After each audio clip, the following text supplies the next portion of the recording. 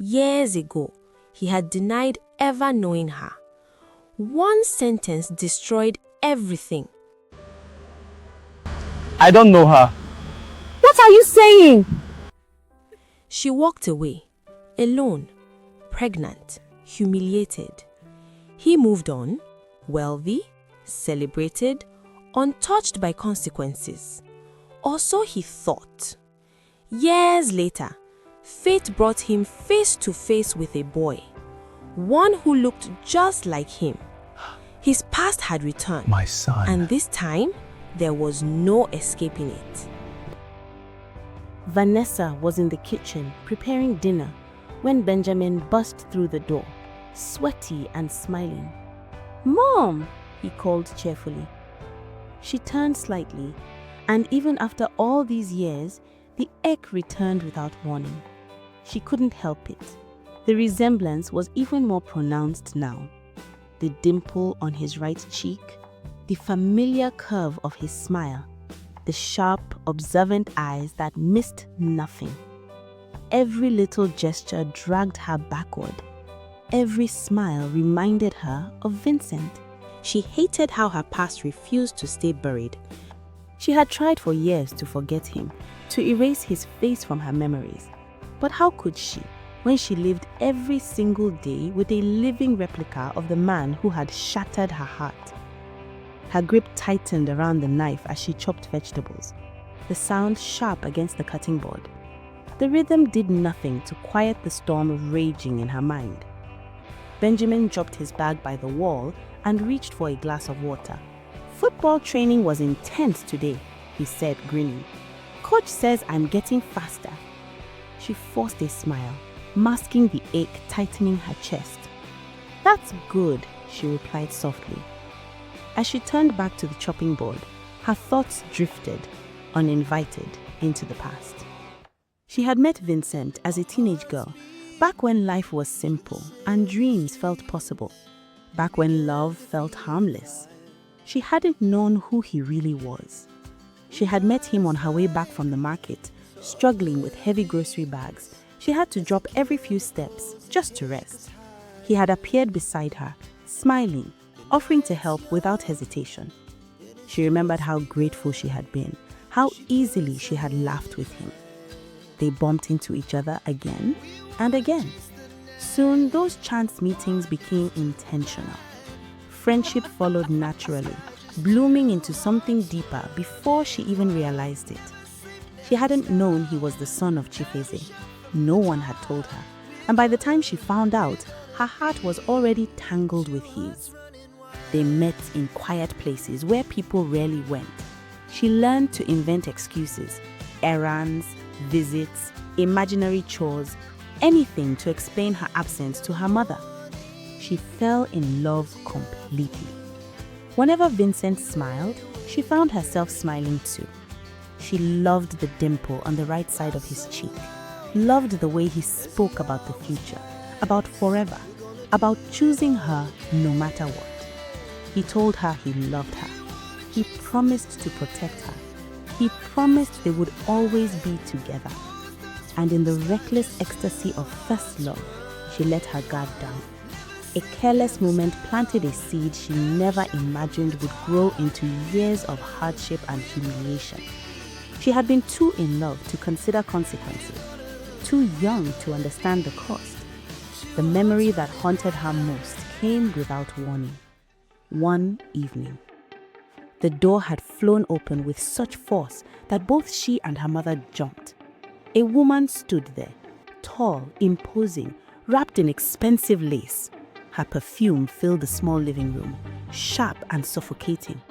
Mrs. Izzy. Her eyes swept the room with open disgust. "So this is where you live. I should have known." Vanessa froze, her heart pounding violently. Mrs. Izzy stepped closer, her voice dropping into something low and venomous. "Listen carefully, girl. Stay away from my son. Whatever foolish fantasy you think you are entertaining, erase it now." Vanessa opened her mouth to speak, but the woman cut her off sharply. "You think love can lift you out of poverty? Girls like you only know how to trap boys with sweet words and dirty intentions. My son will marry his equal, not a nobody who smells of struggle and desperation. Vanessa remembered how her knees had trembled as the woman leaned in. If I ever hear your name near my son again, you will regret the day you were born. And then she left, slamming the door behind her. Vanessa never forgot the look on her mother's face. Shock, confusion, and quiet devastation as she realized her daughter had been sneaking out, lying, and seeing a boy without her knowledge. Vanessa swallowed hard in the present, blinking back tears she had cried far too many times. Weeks passed after that visit. Vincent stopped calling, stopped visiting, stopped even looking her way. She told herself he was busy, that he was under pressure, that he just needed time. She clung to that hope like a lifeline, until the day she saw him. He was standing near a popular roadside kiosk not far from the secondary school, laughing with friends, relaxed, familiar. Vanessa's heart leapt with relief. "Vincent!" she called out happily, her face lighting up as she rushed towards him. She reached him, arms already lifting for a hug, and he pushed her away. Hard. She staggered back, confusion crashing violently into her joy. Before she could speak, a shadow fell across them. Chief Eze had stepped forward. The atmosphere shifted instantly. His gaze swept over Vanessa with cold contempt. "What is going on here?" he demanded. Vanessa turned to Vincent, waiting for him to explain, to defend her, to tell the truth. Chief Eze's eyes narrowed. "Who is this girl?" There was a pause, a long, cruel pause. Then Vincent spoke. "I have no idea who she is. I've never seen her before. Maybe she mistook me for someone else." The world tilted. Vanessa stared at him, unable to breathe. "What?" she asked, her voice shaking. "Vincent, it's me, Vanessa. It's me, the love of your life. You promised to love and protect me forever. What are you saying?" He didn't answer. He couldn't even meet her eyes. Chief Eze laughed harshly. "Love you forever?" he scoffed. "My son would never be associated with a low life like you. Don't ever come near him again." People were staring, whispering, watching. Vanessa felt herself shrinking, her heart splintering in silence. 2 weeks later, she discovered she was pregnant. She remembered the sickness first, the constant nausea, the weakness, the days she couldn't keep food down. Her mother watched her quietly, suspicion growing in her eyes. One evening, her mother finally asked, "Vanessa, tell me the truth. Are you pregnant?" Her first instinct was to deny it, but when she remembered that one careless moment with Vincent, she couldn't meet her mother's eyes. At the local clinic, her worst fears were confirmed. She remembered how shattered she felt, how empty. But nothing hurt more than hearing her mother sob quietly that night, behind a closed door. Her mother said nothing to her, but the disappointment was louder than words. Together, they went to Vincent's parents' house. They stood at the gate for a long time before the security man finally called the owners. When Mr. and Mrs. Eze emerged, Vanessa trembled, but she told them the truth. She was pregnant. They didn't even let her finish. Mr. Eze laughed cruelly. "So you think you can trap my son with that thing in your womb?" he said. "Abort it for your own good. My son will never settle with someone from the gutters. Now get out." Mrs. Eze stood beside him, silent, her eyes filled with disgust. They had no choice but to leave. Not long after, Vanessa heard that Vincent had traveled abroad to further his studies. She was left alone. When her pregnancy began to show, the shame came swiftly. Friends avoided her. People whispered when she passed. Some laughed openly. Church members stared at her with judgment and disgust. Relatives looked at her with disappointment disguised as concern. She forfeited her university admission. She took menial jobs, cleaned houses, sold food by the roadside. She endured insults from people who once called her friend. Through it all, her mother stood by her, helping her raise the child everyone else called a mistake. And that child now stood in her kitchen, smiling. A few weeks later, Vanessa, now working as an on-site project coordinator for a private development firm contracted to support a high-profile charity gala in Lagos, had brought Benjamin along to assist her in whatever little ways he could. She moved through the hall, scanning table numbers, adjusting place cards, responding to messages on her phone. The hum of conversation, clinking glasses, and soft music blended into background noise. Then she felt it. That sudden, unsettling awareness. She slowed, looked up, and froze. Vincent stood across the room.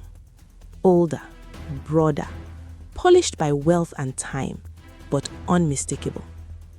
Her chest tightened painfully. At that same moment, he turned. Their eyes met. Shock crossed his face before he could hide it. Vanessa's fingers curled slowly around the folder in her hand. Before she could move, a quiet voice spoke beside her. "Mom, the MC is asking if the next segment can start now." She turned. Benjamin stood close, holding a small clipboard, his dimpled smile polite but curious, unaware of the storm he had just stepped into. Vincent instinctively stepped closer to Vanessa, his gaze shifted from her face to the boy. It lingered, too long, then snapped back to her. The color drained from his face. "Vanessa," he whispered, disbelief heavy in his voice. His eyes returned to Benjamin. Who is he?" Vanessa straightened, years of buried pain rising and hardening into control. "This is Benjamin," she said evenly. Vincent swallowed. His voice trembled. Is he mine?" Vanessa met his gaze, unflinching. "He is my son," she replied coldly. Then she turned to Benjamin. "Let's move," she said quietly, and she walked away. Vincent couldn't believe his eyes. Vanessa. The moment their gazes collided, the years between them collapsed into nothing. She looked older, stronger somehow, composed in a way that spoke of survival rather than comfort. But it wasn't Vanessa who stole the air from his lungs, it was the boy beside her. The resemblance struck him with brutal clarity. The dimple, the eyes, the quiet, observant way he stood, guarded yet confident. It was like staring into his own reflection, 15 years too late. His chest tightened painfully as memories surged forward, uninvited. The day he denied her, the words that still burned his tongue. "I don't know her."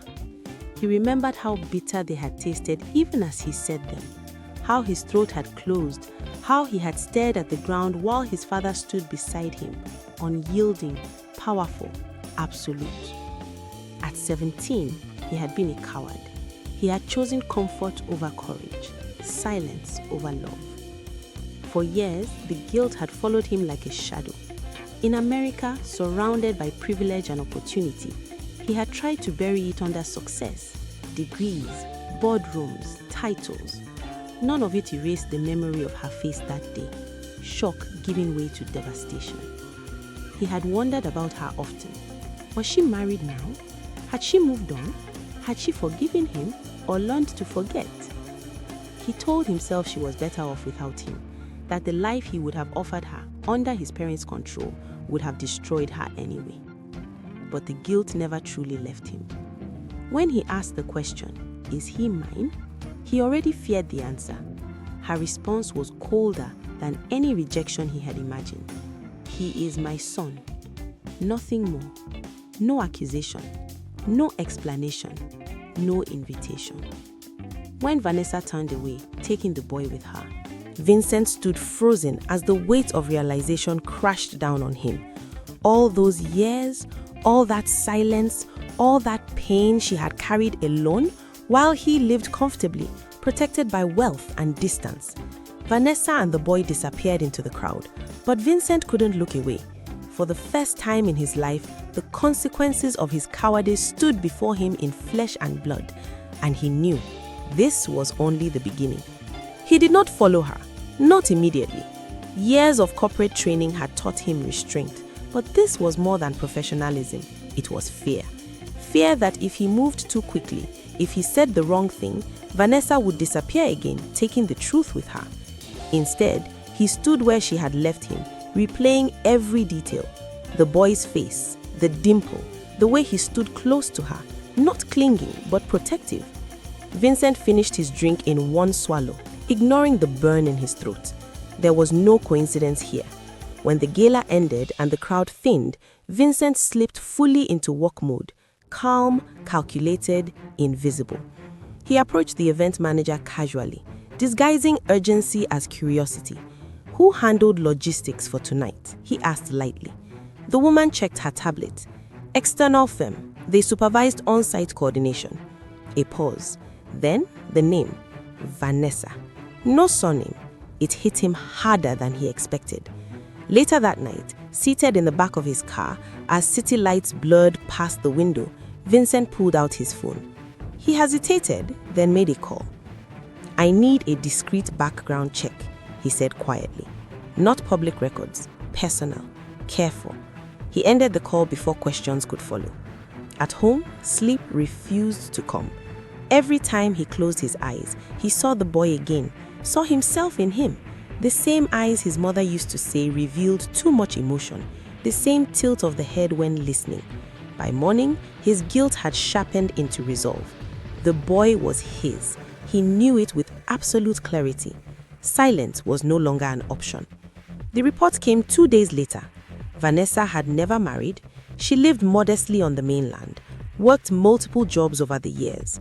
One son, 15 years old. His hands trembled as he read. 15. The number struck like a verdict. There was no more room for denial. He leaned back in his chair, breath unsteady, the weight of years crashing down on him. She had raised him alone, while he was abroad, while he was building a career, while he was pretending the past no longer existed. More African stories, African folk tales, audiobook romance, hot African tales, African tales and folktale story await you. Subscribe and stay connected.